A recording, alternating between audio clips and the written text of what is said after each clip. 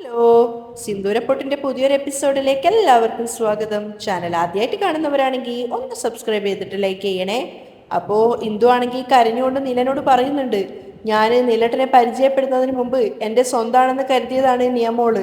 അപ്പോ നിയമോൾ എന്നോട് മിണ്ടാതിരിക്കുമ്പോൾ അത് എന്നെ കൊണ്ട് സഹിക്കാനാവുന്നില്ല. ഇന്ദു അത് തന്നെ പറഞ്ഞ് കരഞ്ഞുകൊണ്ടേ ഇരിക്കുകയാണ്. അപ്പോ നീല പറയുന്നുണ്ട്, ഇന്ദു താനത് വിട്, താന് നിയമോളെക്കാളും സീരിയസ് ആയിട്ടാണല്ലോ ഈ കാര്യത്തെ കാണുന്നത്. അങ്ങനെയല്ല നീലേട്ടാ, 48 മണിക്കൂർ കൊണ്ട് ബാങ്കിൽ പണം അടക്കണമെന്ന് പറഞ്ഞതൊന്നും ഇപ്പം എൻ്റെ മനസ്സിൽ പോലും വരുന്നില്ല. പക്ഷേ നിയമോൾ എന്നോട് മിണ്ടാതിരിക്കുന്നത് മാത്രമാണ് എൻ്റെ തലച്ചോറ് നിറയെ ഓടിക്കൊണ്ടിരിക്കുന്നത്. നോക്കിയെന്തോ താൻ ഇത് തന്നെ പറഞ്ഞുകൊണ്ടിരിക്കാതെ. നീലേട്ടാ, എനിക്ക് വല്ലാതെ പേടിയാവാണ്. ഇനിയൊരു പക്ഷെ നിയമോൾ എന്നോട് ജീവിതകാലം മുഴുവൻ മിണ്ടാതിരിക്കുവോ? അതും പറഞ്ഞിട്ട് അവൾ വീണ്ടും കരയുന്ന കേട്ടപ്പോൾ നീലന് അതിശയം തോന്നാണ്. ഇന്ദു, തന്നെ കുറിച്ച് ആലോചിക്കുമ്പോൾ എനിക്ക് ചിരിയാണ് വരുന്നത്. താനും അവളുടെ പ്രായത്തിൽ തന്നെയാണോ ചിന്തിച്ചുകൊണ്ടിരിക്കുന്നത്? ഇന്ദു, അത് കുഞ്ഞാണ്. നാളെ കാലത്ത് അവള് തന്നെ ഇന്ദു അമ്മ എന്ന് വിളിച്ചുകൊണ്ട് തന്റെ അടുത്തേക്ക് വരും. ഇന്ദു കണ്ണുനീര് തുടച്ചുകൊണ്ട് മിണ്ടാതിരിക്കുകയാണ്. ഇന്ദു, ഈ ലോകത്ത് നിയമോൾക്ക് എന്നെക്കാളും ഇഷ്ടം നിന്നെയാണ്. ഇഷ്ടമുള്ളവരുടെ അടുത്തല്ലേ നമ്മൾ മിണ്ടാതിരിക്കുള്ളൂ. കാരണം നമ്മൾ എത്രത്തോളം പിണങ്ങിയാലും വീണ്ടും അവര് നമ്മളെ സ്നേഹിച്ച് നമുക്ക് ഒന്നിച്ചു വരുന്നു നമുക്ക് തന്നെ അറിയാവുന്ന കാര്യമാണ്. ഇന്ദു, ഇങ്ങനെ പോവുകയാണെങ്കിൽ ശരിക്കും പറഞ്ഞാൽ എനിക്ക് നിയമോളെ അല്ല നിന്നെ സമാധാനിപ്പിക്കേണ്ടി വരുന്ന തോന്നുന്നത്. ഇന്ദു, ദയവ് ചെയ്ത് താൻ ഇതിനെക്കുറിച്ച് ചിന്തിക്കാതെ കിടന്നുറങ്ങാൻ നോക്ക്. നാളെ രാവിലെ ഒക്കെ ശരിയായിക്കോളും. വാ, വന്ന് കിടക്ക്. അങ്ങനെ ഒരുവിധം ഇന്ദുവിനെ ആശ്വസിപ്പിച്ചിട്ട് അവൻ ഉറക്കാൻ കിടത്തുകയാണ്. പക്ഷെ അവൾ ഉറങ്ങാതെ കരഞ്ഞുകൊണ്ടിരിക്കുകയാണ്. ഇന്ദു താൻ ഉറങ്ങാനാ പറഞ്ഞത്. അവസാനം നീലനെ പേടിച്ചിട്ട് അവൾ കിടന്ന് ഉറങ്ങുവാണ്. ആ സമയത്തൊക്കെ നീലനാണെങ്കിൽ അവൾക്ക് കാവൽ എന്ന പോലെ അവിടെ തന്നെ ഇരിക്കുന്നുണ്ടായിരുന്നു. അവൻ അവളെ കുറിച്ച് ആലോചിക്കുമ്പോൾ വല്ലാത്തൊരു വേദനയും തോന്നുന്നുണ്ട്. അവനവിടെ ചാരി ഇരുന്ന് ഉറങ്ങിപ്പോവാണ്. പെട്ടെന്ന് ഉറക്കം തെളിഞ്ഞപ്പോ അവനാണെങ്കിൽ ഹിന്ദുവിനെ കുറിച്ചാണ് ചിന്തിക്കുന്നത്. ദൈവമേ, രാവിലെ പണം പോയത് കൊണ്ട് തന്നെ മനസ്സ് വല്ലാതെ വേദനിച്ചിട്ടുണ്ടായിരുന്നു. അതിനേക്കാൾ വേറെ ഇപ്പോൾ നിയമോളം ഇണ്ടാതിരുന്നത് ഇന്ദുവിനെ വല്ലാതെ തകർത്തിരിക്കുകയാണ്. നാളെ പണം റെഡിയാക്കാൻ എന്തെങ്കിലും വഴിയുണ്ടോ എന്ന് ആലോചിക്കണം. ഇനിയിപ്പോ എന്താ ചെയ്യുക? നീലനാണെങ്കിൽ അവിടെ കിടന്നിട്ട് ഉറക്കം വരുന്നുണ്ടായിരുന്നില്ല. അവൻ പുറത്തിറങ്ങിയിട്ട് മുറ്റത്തൂടെ അങ്ങോട്ടും ഇങ്ങോട്ടും നടക്കുകയാണ്. അപ്പോഴാണ് ഡെക്ക് അങ്ങോട്ടേക്ക് സന്തോഷത്തോടെ വരുന്നത്. ഡാ അളിയാ, ഞാനിപ്പോ ആരെ കണ്ടിട്ടാ വരുന്നതെന്ന് നിനക്ക് പറയാൻ പറ്റുമോ? ആരാടെ അളിയാ? എനിക്ക് മനസ്സിലായില്ല.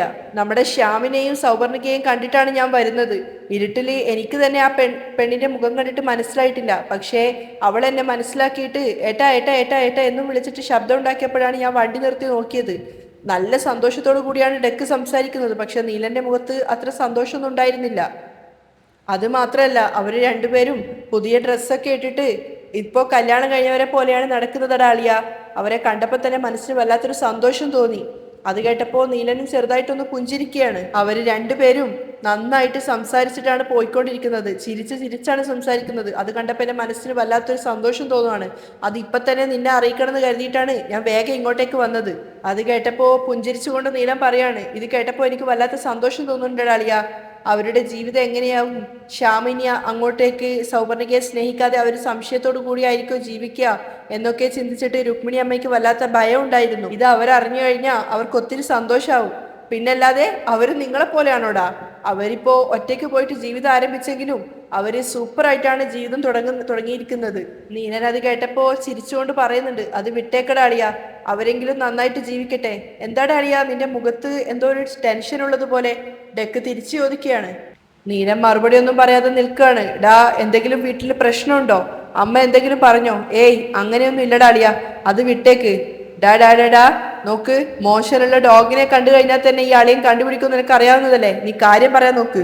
അവസാനം സംഭവിച്ച കാര്യങ്ങൾ മുഴുവൻ നീലൻ ഡെക്കിനോട് പറയാണ്. ഇന്ദുവിന്റെ ഓട്ടോയിൽ ആ വൃദ്ധം കയറിയതും അയാൾ പണം മോഷ്ടിച്ചതും പിന്നീട് ബാങ്കിൽ പോയതും സ്റ്റേഷനിൽ പോയതും അങ്ങനെ സംഭവിച്ച കാര്യങ്ങൾ മൊത്തം കേട്ടപ്പോ നീലൻ ആകെ ടെൻഷനോട് കൂടിയാണ് സംസാരിക്കുന്നത്. 35,000 രൂപയുണ്ട്, അതെങ്ങനെയാണ് പരിഹരിക്കാന്ന് അറിയില്ലടാ അളിയാ. ഏയ്, 35,000 രൂപയല്ലേ, അതൊക്കെ നമുക്ക് പരിഹരിക്കാടാ, നീ ടെൻഷൻ ആവാതെ. ഡെക്ക് അവനെ ആശ്വസിപ്പിക്കുകയാണ്. അങ്ങനെ ഒരു വഴിയും ഇല്ലെങ്കിൽ പുതിയതായിട്ട് വന്ന ഏതെങ്കിലും ഓർഡറിൽ നിന്ന് അഡ്വാൻസ് തരാൻ പറഞ്ഞാൽ മതി. ഇനി അങ്ങനെയും അല്ലെങ്കിൽ ഓരോരുത്തരോട് 3,500 രൂപ വെച്ച് തരാൻ പറഞ്ഞാലും മതി. ഡെക്ക് ഓരോരോ വഴികൾ പറഞ്ഞു കൊടുക്കുകയാണ് നീലന്. ഇനി അതും അല്ലെങ്കിൽ ഓരോരുത്തരോടായിട്ട് 35 പേരോട് 1,000 രൂപ വെച്ച് വാങ്ങിയാലും മതി. ഇതൊക്കെ ചിന്തിച്ചിട്ട് നീ എന്തിനാണ് അളി ഇങ്ങനെ ടെൻഷൻ ആവുന്നത്?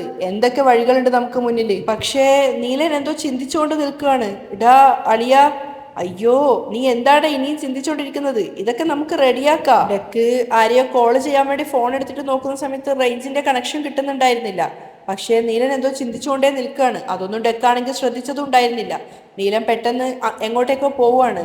അത് കാണാതെ ഡെക്കാണെങ്കിൽ പറയുന്നുണ്ട്, ഡാളിയ നിനക്കറിയില്ലേ, ഈ സമയത്ത് വിളിച്ചു കഴിഞ്ഞാ എന്തെങ്കിലും തൊന്തരവായിരിക്കുന്നു കരുതിയിട്ട് ഒരുത്തനും ഫോൺ എടുക്കാൻ നിൽക്കില്ല. അത് പറഞ്ഞിട്ട് തിരിഞ്ഞു നോക്കുമ്പോ നീലനെ കാണുന്നില്ല.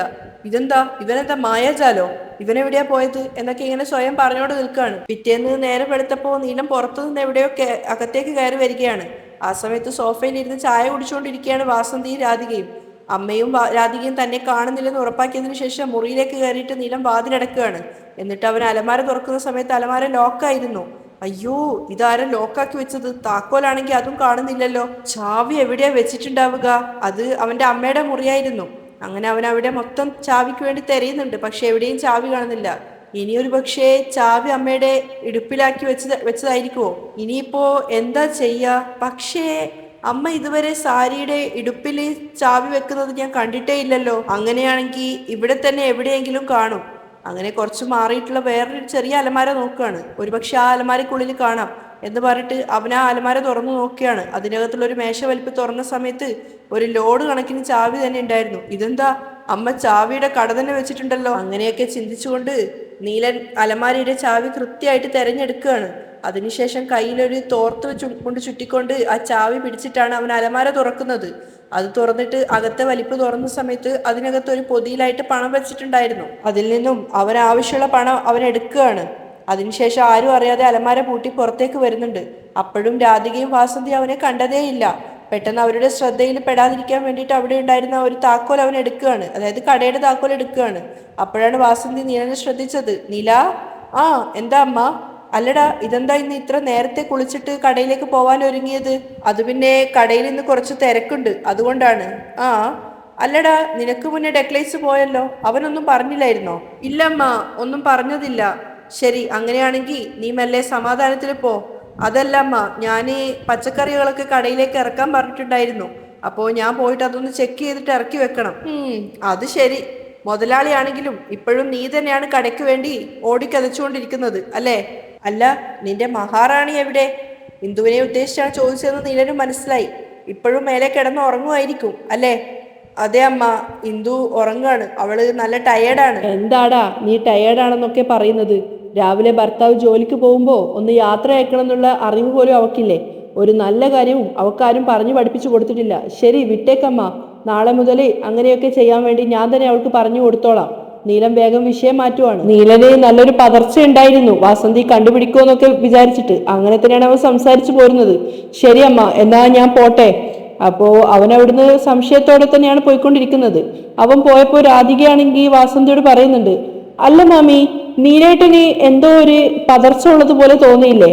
നീലേട്ടന്റെ മുഖമൊക്കെ എന്തോ ഒരു പോലെ. അപ്പോ വാസന്തി പറയുന്നുണ്ട്, കുറച്ചു കാലമായിട്ട് അവന്റെ മുഖം അങ്ങനെ തന്നെയാണെടി, ആകെ അവനൊരു വിഷമാണ്. ആ, അതും ശരിയാണ്. പക്ഷേ ഞാൻ മാമിയുടെ മോനെ നന്നായിട്ട് നോക്കിക്കോളാം, എനിക്ക് കെട്ടിച്ചതെന്ന് പറഞ്ഞു കഴിഞ്ഞാൽ അത് മാമിയാണെ കേൾക്കുകയില്ല. ആ, നീ വളഞ്ഞു ചുറ്റിയിട്ട് വീണ്ടും അതേ മൂക്കിൽ തന്നെ വന്ന് പിടിക്ക്. എല്ലാത്തിനും ഒരു നേരവും കാലവും ഇല്ലേ? നിങ്ങളെപ്പോഴും ഇത് തന്നെ പറഞ്ഞുകൊണ്ടിരിക്ക്. ആദ്യം നിങ്ങളുടെ തലയിലാണ് ഒരു തലമണ്ട വെച്ച് അടിക്കേണ്ടത്. രാധിക പിറുവിറുത്തോണ്ടിരിക്കുകയാണ്. പിന്നെയും കുറെ നേരം കഴിഞ്ഞപ്പോഴാണ് ഇന്ദു അങ്ങോട്ടേക്ക് വരുന്നത്. കോട്ടുവായിട്ടൊക്കെ കൊണ്ടാണ് അവള് വരുന്നത്. അവളെ കണ്ടപ്പോ തന്നെ വാസന്തി കളിയാക്കിക്കൊണ്ട് പറയാണ്, വാ വാ, ഒരു വീട്ടിലുള്ള പെണ്ണ് എഴുന്നേറ്റ് വരുന്ന നേരാണിത് അല്ലെ? നേരം വെളുക്കുമ്പോ എഴുന്നേറ്റ് കുളിച്ചു മാറ്റി മുറ്റത്ത് കോലം വരക്കണം എന്നുള്ള അറിവും ബുദ്ധിയൊന്നും നിനക്കില്ല അല്ലെ? അത് അങ്ങനെയല്ല അമ്മ, ഇന്നലെ വല്ലാതെ തലവേദനിക്കുന്നുണ്ടായിരുന്നു, അതുകൊണ്ടാണ്. ഞാനിപ്പോ തന്നെ അടുക്കളയിലേക്ക് പോയിട്ട് നിങ്ങൾക്കും അദ്ദേഹത്തിനും കോഫി എടുത്തിട്ട് വരാം. അതെ അതെ, ഇനി നീ കോഫി ഇട്ടുകൊണ്ട് വന്നിട്ട് വേണം ഞങ്ങളൊക്കെ കോഫി കുടിക്കാൻ. ഞങ്ങളൊക്കെ രാവിലെ കോഫി കുടിച്ചു കഴിഞ്ഞു. അതും പോരാഞ്ഞ് എൻ്റെ മകൻ കടയിലേക്കും പോയി കഴിഞ്ഞു. എന്താ അമ്മ പറയുന്നത്? അദ്ദേഹം കടയിലേക്ക് പോയെന്നോ? ഓ, അതുപോലും നീ അറിഞ്ഞിട്ടില്ല അല്ലേ? അത്രമാത്രം നീ ഉറക്കാണ് ഉറങ്ങിക്കൊണ്ടിരുന്നത്. ശരി, ഞാനെങ്കിൽ അമ്മയ്ക്ക് ഒരു കോഫി കൂടി എടുത്തിട്ട് വരട്ടെ. ശരി ശരി, മധുരം കുറച്ചിട്ടിട്ട് ഒരു കോഫി എടുത്തിട്ട് വാ. ഇന്ദു അടുക്കളയിലേക്ക് പോയിട്ട് അമ്മയ്ക്കുള്ള ചായ റെഡിയാക്കുകയാണ്. പാലെടുത്ത് വെച്ചതും അടുപ്പത്ത് വെച്ചതും അങ്ങനെ അങ്ങനെ എല്ലാ കാര്യങ്ങളും അവൾ ചെയ്യുന്നുണ്ടെങ്കിലും ഒക്കെ യാന്ത്രികമായിട്ടായിരുന്നു. അവൾ ശരിക്കും പറഞ്ഞാൽ ഇന്നലത്തെ അതേ കാര്യങ്ങളിൽ തന്നെയാണുള്ളത്. ഓട്ടോയിൽ ആ വൃദ്ധൻ കയറിയതും വഴിയിൽ വെച്ചിട്ട് അയാൾക്ക് ഫോൺ കൊടുത്തതും അയാൾ പോയതിനു ശേഷം ഫോണിൽ നിന്നും പണം ഡെബിറ്റായി പോയതും പിന്നീട് നിയമോളുടെ സ്കൂളിൽ പോയ സമയത്ത് അവളാണെങ്കിൽ മിണ്ടാതെ ഇറങ്ങിപ്പോയതും അങ്ങനെ അങ്ങനെ ഓർത്തുകൊണ്ട് നിൽക്കുന്ന സമയത്ത് അടുപ്പത്ത് വെച്ച പാല് തിളച്ച് തൂവി ആകെ നിലത്തൊക്കെ വീഴുകയാണ്.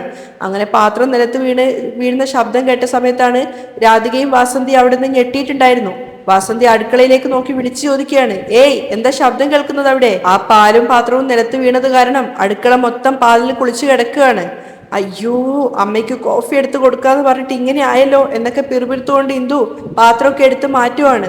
അടുക്കള നിറയെ പാലാണ് ഉണ്ടായിരുന്നത്. അപ്പോഴേക്കും രുക്മിണി ശബ്ദം കേട്ട് ഓടി വരികയാണ്. എന്താ പറ്റിയത്? അയ്യോ ഇന്ദു, ഇതെന്താ പറ്റിയത്? അത് പിന്നെ കൈ തട്ടിയിട്ട് അറിയാതെ. അപ്പോ അവള് തുടക്കാൻ വേണ്ടി തുണിയെടുത്തിട്ടുണ്ടായിരുന്നു. വേണ്ട വേണ്ട, ഞാൻ നോക്കിക്കോളാം, നീ പൊയ്ക്കോ. വേണ്ട അമ്മ, ഞാൻ തുടച്ചോളാം.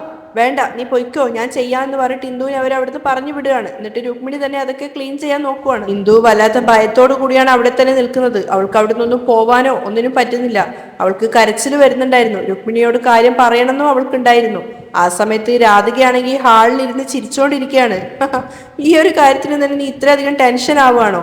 കുറച്ചു നേരം കഴിഞ്ഞാ ബാങ്കിൽ നിന്ന് ആൾക്കാർ ജപ്തി ചെയ്യാൻ വേണ്ടി വരും. വീട്ടിലുള്ള പാത്രവും സാധനങ്ങളൊക്കെ വലിച്ചവര് പുറത്തേക്കിടും. അപ്പൊ നിനക്ക് മനസ്സിലാവും വാസന്തിയുടെ സ്വയരൂപം എന്താണെന്ന്.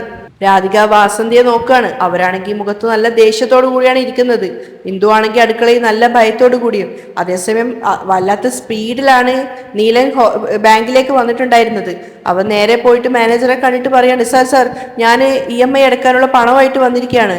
പണമായിട്ട് വന്നതാണെങ്കിൽ നേരെ അവിടെ പോയിട്ട് ലോണിന്റെ പണം അടച്ചിട്ട് വരൂ. അയാൾ നീലനോട് പറയാണ്, ഓ അവിടെയാണോ സാർ? അങ്ങനെ ഇന്നലെ ഇന്ദുവിന്റെ കൂടെ ബാങ്കിൽ വന്ന ആ ഒരു പരിചയം കൊണ്ട് തന്നെ വളരെ ഫാസ്റ്റ് ആയിട്ട് തന്നെ നീലൻ ആ പെണ്ണിന്റെ അടുത്തേക്ക് പോവുകയും അവിടുന്ന് പേപ്പർ വാങ്ങിച്ചിട്ട് ഫില്ല് ചെയ്ത് കൊടുത്തിട്ട് പണം അടക്കുകയും ചെയ്യാണ്. നീലന്റെ പേരൊക്കെ പറഞ്ഞു കൊടുത്തിട്ട് പണം അടച്ച സന്തോഷത്തിൽ അവൻ അവിടെ നിന്ന് ഇറങ്ങാൻ നോക്കുമ്പോൾ ഒരു സ്ത്രീ വന്നിട്ട് ചോദിക്കുകയാണ്, എനിക്ക് ഈ ഫോം ഒന്ന് ഫില്ല് ചെയ്ത് തരാമോ? എനിക്ക് 5000 രൂപ അടക്കാൻ വേണ്ടിയിട്ടാണ്. ശരി ചേച്ചി എന്ന് പറഞ്ഞിട്ട് നീലൻ അത് ഫില്ല് ചെയ്ത് കൊടുക്കുകയാണ്. നീലൻ ബാങ്കിൽ നിന്ന് സന്തോഷത്തോടു കൂടിയാണ് മടങ്ങുന്നത്. അതേസമയം കുളിച്ചു മാറ്റി റെഡിയായിട്ട് വന്നിരിക്കുകയാണ് ഇന്ദു. അവളുടെ മനസ്സ് നിറയെ നിയമോള് സംസാരിക്കാത്തതിനെ കുറിച്ച് തന്നെയാണ് അവൾ ചിന്തിച്ചുകൊണ്ടിരിക്കുന്നത്. ദൈവമേ, നിയമോള് നീലട്ടൻ പറഞ്ഞതുപോലെ ഇന്ന് എന്നോട് സംസാരിച്ചാൽ മതിയായിരുന്നു. അവൾക്ക് എന്നോടുള്ള ദേഷ്യം കുറഞ്ഞാൽ മതിയായിരുന്നു. അല്ലെങ്കിൽ അത് എന്നെ കൊണ്ട് സഹിക്കാനാവില്ല. ഇന്ദു സന്തോഷത്തോടു കൂടി പുറത്തേക്ക് ഇറങ്ങിയിട്ട് വിളിക്കുകയാണ്, നിയമോളെ ദാ അമ്മ വന്നു എന്നൊക്കെ പറയുന്നുണ്ട്. ആ സമയത്ത് പുറത്തു നിന്ന് പൂർണിയും രുക്മിണിയും കയറി വരികയാണ്. എന്താ ഇന്ദു? അല്ല, നിയമോളെ കാണുന്നില്ല. ഞാൻ കുറെ നേരമായിട്ട് വിളിച്ചുകൊണ്ട് നടക്കുവാണ്. ഞങ്ങൾ രണ്ടുപേരും ചേർന്നിട്ട് ഇപ്പോൾ നിയമോളെ സ്കൂൾ ബസ് അയച്ചിട്ട് വരികയാണ്.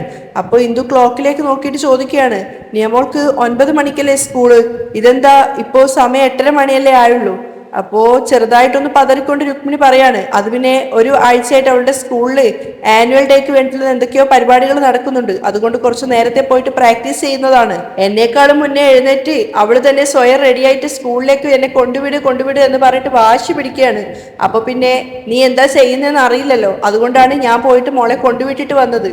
രുക്മിണി പുഞ്ചിരിച്ചോണ്ട് പറയാണ്. പക്ഷേ ഇന്ദുവിന്റെ മനസ്സ് നിറയെ നിയമോള് തന്നോടുള്ള വാശിയോ ദേഷ്യമോ കൊണ്ടായിരിക്കും പോയത് എന്ന് തന്നെയാണ് അവൾക്ക് തോന്നുന്നത്. അപ്പോ വല്ലാത്ത വിഷമത്തോടു കൂടിയാണ് അവൾ പറയുന്നത്, അമ്മ പക്ഷേ അതവൾ എന്നോട് പറഞ്ഞിട്ടേ ഇല്ല. നിന്നോട് പറഞ്ഞിട്ടില്ലേ? ഇല്ല അമ്മ, അവൾ എന്നോട് ദേഷ്യത്തിലാണല്ലോ. ഇപ്പോഴും നിന്നോടുള്ള ദേഷ്യം മാറിയിട്ടില്ലേ? രുക്മിണി ചോദിക്കുകയാണ്. ഇല്ല അമ്മ, ഇന്നലെ രാത്രി അമ്മ പോയതിനു ശേഷം ഞാൻ നിയമോളെ തനിച്ച് കൂട്ടിക്കൊണ്ട് പോയിട്ട് അവളോട് സോറി പറഞ്ഞിട്ടുണ്ടായിരുന്നു. പക്ഷേ അപ്പോഴും അവൾ എന്നോട് സംസാരിക്കാതെ നേരെ അമ്മയുടെ റൂമിലേക്ക് ഓടി വരികയാണ് ചെയ്തത്. അവളുടെ കണ്ണുകൾ നിറഞ്ഞിട്ടുണ്ടായിരുന്നു. അപ്പോൾ പൂർണിയാണെങ്കിൽ അവളെ സമാധാനിപ്പിക്കുകയാണ്. ഏട്ടത്തി, അത് വിട്ടേക്ക്, വൈകുന്നേരം ഏട്ടത്തി തന്നെ നോക്കിക്കോ. ഇന്ദു അമ്മ എന്ന് വിളിച്ചോണ്ട് അവള് തന്നെ ഓടി വരും.